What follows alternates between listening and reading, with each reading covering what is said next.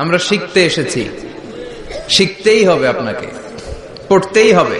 কোরআনের প্রথম কথা হচ্ছে পড়ো আর নিজের জীবন গড়ো, ঠিক কিনা? পড়তেই হবে আপনাকে, না পড়ে উপায় নাই। যখন যে অবস্থায় থাকবেন পড়বেন। জীবনে আমি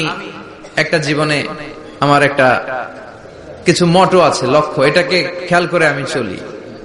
বিষয়টা হচ্ছে এরকম যে আমি কখনো হারি না, আমি হয় জিতি নয় শিখি, এরকম একটা অ্যাটিটিউড রাখবেন যে শিখতে আমাকে হবেই, কিন্তু হেরে যাব না আমরা। চিল্লায় বলেন ঠিক কিনা? এবং শিখাটাই আপনাকে মুক্তি দিতে পারে।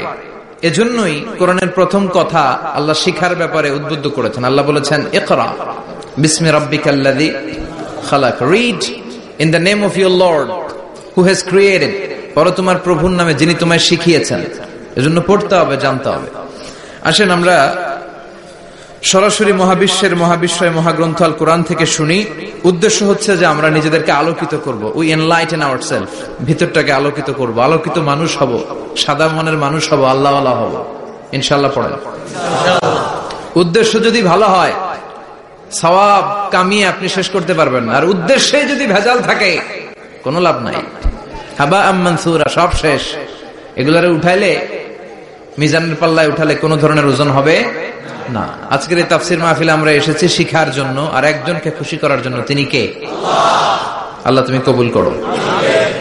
আমি আপনাদের খেদমতে সূরাতু আদ-দুহা তেলাওয়াত করেছি।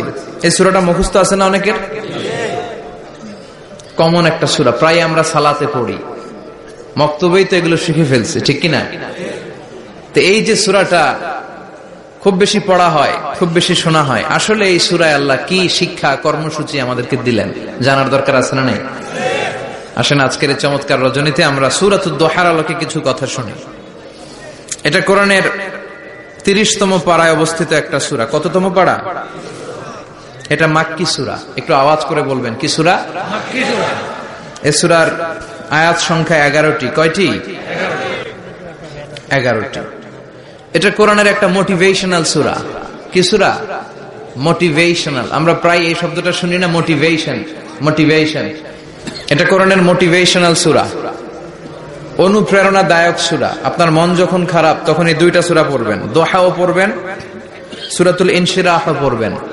ইযা ইশতাদ্দাত বিকাল বালওয়া ফাফাক্কির ফি আলাম নাশরাহ ফাইন্নাল উসরা বাইনাল ইউসরাইনি ইযা ফাক্কারতাহু ফাফরাহ।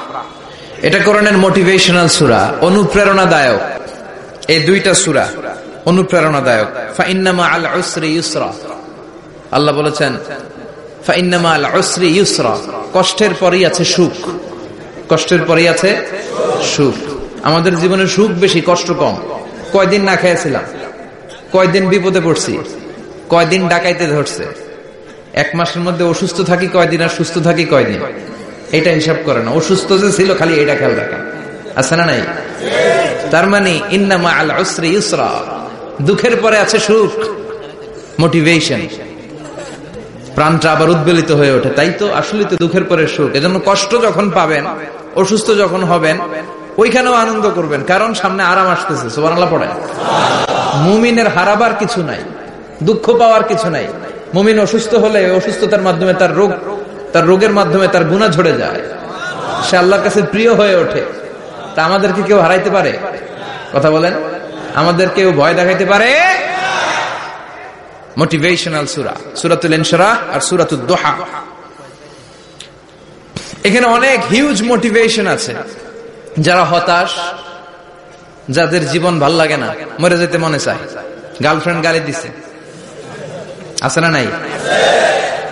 আবার বয়ফ্রেন্ড গার্লফ্রেন্ডের গালি দিছে, এ ওড়না পেঁচায়া ফ্যানের মধ্যে ঝুলে আত্মহত্যা করে। কত বড় পাগল, তুই মরলি কেন? গালি দিছে তো কি হয়েছে? হ্যাঁ, বুঝতে চায় না, হতাশ হয়ে যায়। আর বয়স কম তো ইচড়ে পাকা, অল্পতে কাবু হয়ে যায়। এই সূরাগুলো পড়ে না। এখানে আশার বাণী আছে।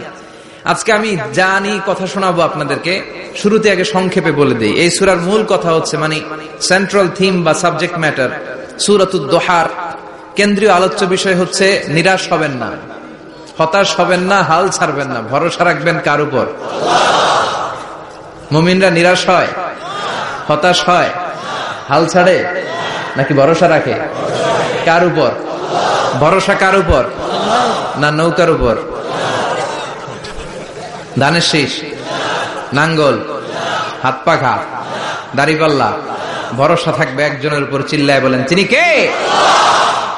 Never be sad, never lose hope.